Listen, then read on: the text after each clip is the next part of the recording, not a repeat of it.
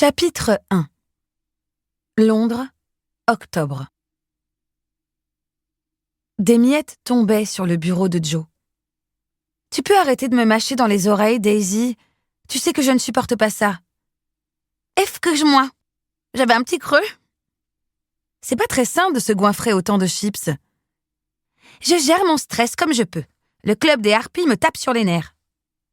La créatrice de série et son assistante faisaient face ensemble. Leur arrivée chez HT au UK n'avait guère enchanté tout le monde. Daisy avait pris du galon. Elle était maintenant le bras droit d'un des producteurs exécutifs, Joe en l'occurrence. Au sein de la boîte de production, la concurrence était de mise. Une sale ambiance qui pesait sur le moral des filles. « Qu'est-ce que tu regardes ?» Je cherche un endroit où on pourrait participer à une murder party trop stylée avec Alex. Sa chaîne YouTube sur les faits divers est toujours aussi suivie. J'ai pensé que ça lui plairait. On parle bien d'un truc genre Cluedo, où Mademoiselle Rose assassine le colonel Moutarde dans la bibliothèque avec une clé anglaise? Tu connais tes classiques, bravo. T'as vu ça, hein? S'auto-congratula Daisy en enfournant une poignée de pommes de terre frites. Comme les scrunch ne cessaient pas, Joe se tourna pour lui arracher le paquet. « J'avais presque fini !»« Ton indice glycémique me remerciera. »« Ça a l'air super chouette !» fit Daisy en posant son doigt plein de gras sur l'écran. S'apercevant qu'elle avait laissé une trace, elle se dépêcha de la frotter avec sa manche. « Tu l'étales !» protesta Joe. « Pas du tout, regarde ! Disparu !» Un halo suspect recouvrait le coin gauche de l'image, où un immense manoir aussi lugubre que gothique prenait toute la place. Le genre de lieu très creepy dont le neveu de Joe raffolait. « Je pense que ce sera parfait », s'enthousiasma-t-elle. « C'est où ?»« En Écosse. »« Ah oui, ambiance. Et on y va quand ?» Joe fit volte-face. « On ? Bah oui. Pourquoi, tu veux pas de moi ?»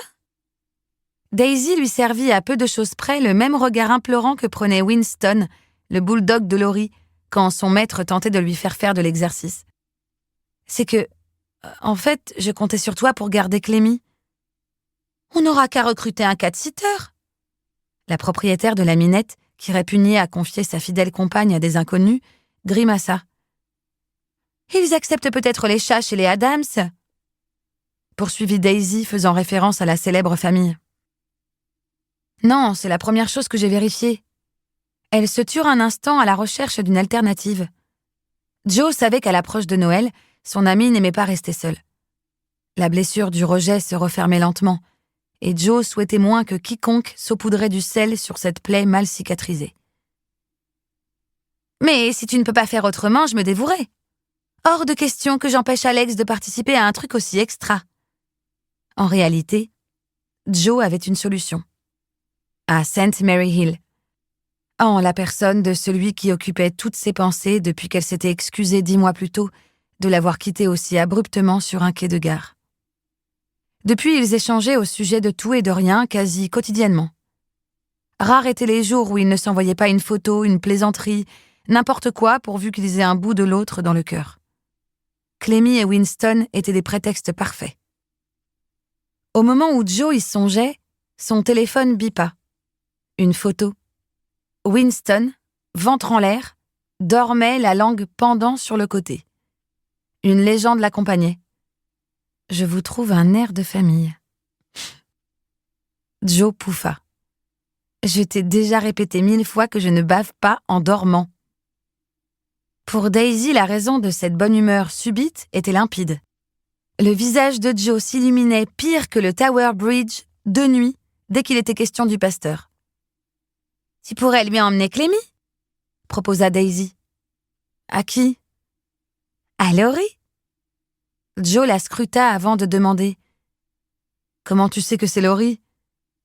Un tic agita la joue de son assistante et elle leva les yeux au ciel. « Laisse tomber, tu veux encore m'envoyer bouler. Alors, qu'est-ce que t'en penses? Super prêtre sexy et assez de confiance pour s'occuper de Clémy ?»« Oui, » rigola Joe. « Tu n'auras qu'à faire l'aller-retour pour la lui déposer avant qu'on parte. J'espère qu'il pourra la garder.